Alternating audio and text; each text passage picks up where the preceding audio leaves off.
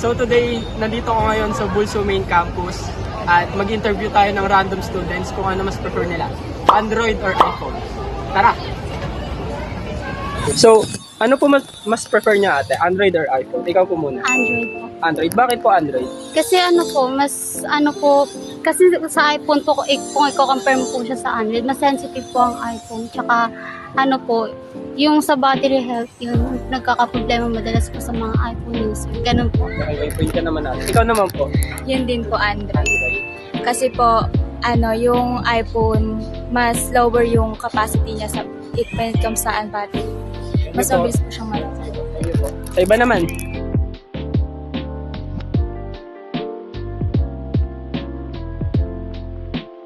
So yun guys, si Kuya naman yung ask natin. Kuya, ano po mas prefer nyo, Android or iPhone? Yung sa akin po, prefer ko yung Android kaysa sa iPhone. Why po?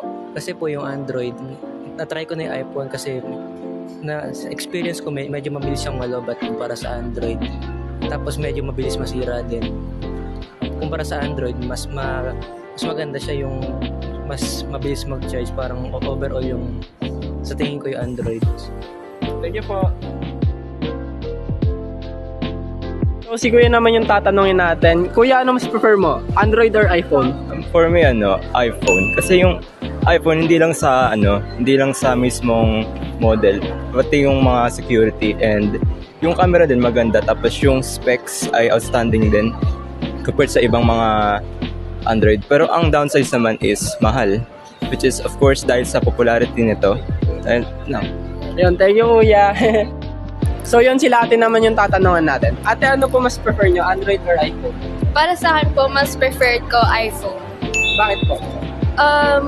Siguro mas sanay lang ako sa features niya dahil since bata pa ako or yung mga previous na phones ko is usually binibili talaga is iPhone. Kasi doon na sana yung family namin na yung mga binibili po naming mga smartphone is iPhone. Tapos siguro mas familiarize lang din ako dun sa features niya kasi feeling ko mas madali yung features ng iPhone kaysa sa Android. Parang para sa akin mas complicated yung mga features sa Android. Haba, ikaw naman ate. Mas prefer ko po yung Android. Kasi po better po yung battery niya, yung mga processor.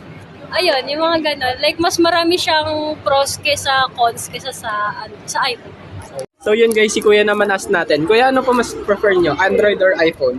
iPhone. Bakit po? Kasi for me, parang lang siya. Parang super friendly niya. Hindi katulad kasi ng Android, parang marami mga components eh. Kumbaga parang, kaya iba't ibang brand, gano'n, Samsung. Hindi katulad sa iPhone, parang lahat nakakonect na. Kumbaga yung mga files mo, gano'n. Pag connect ka sa Mac or sa iPad, parang, alam mo yun, nandun na lahat eh. Oo, madali na tawag dito, madali mo na nakukuha yung mga files. Hindi katulad sa Android. Ayun. So yun guys, sila ate tsaka Kuya naman ask natin. Ate, ano po mas prefer nyo, Android or iPhone? iPhone. Bakit po? Malinaw yung camera. Okay. Ikaw naman Kuya? iPhone. Bakit po? Sa security. Nice. Ikaw naman Kuya? Android po. Bakit po? Kasi po, di naman po ako mahilig mag-pictures. Pero yung paggamit po kasi ng Android, mas maganda sa exploration.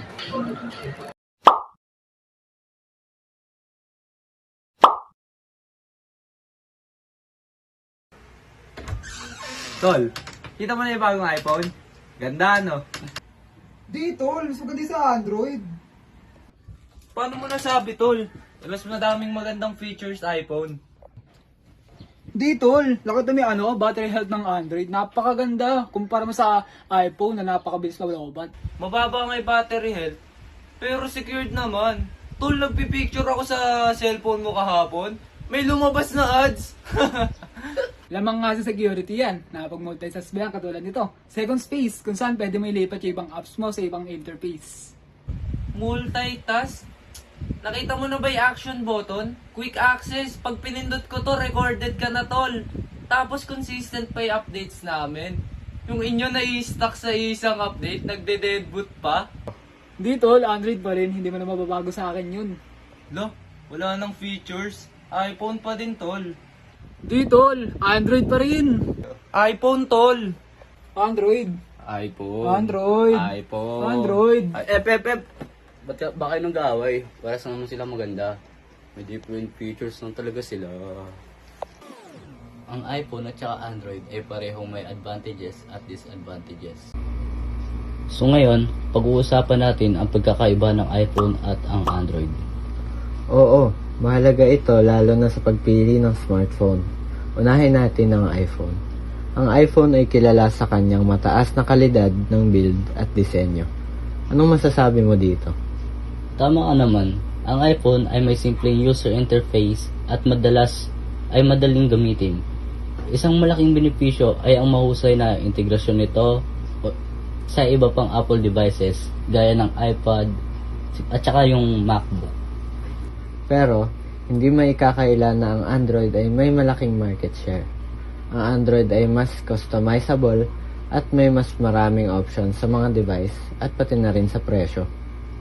Oo nga no, totoo yan. Pero may iba pa rin talagang brand at modelo ang Android.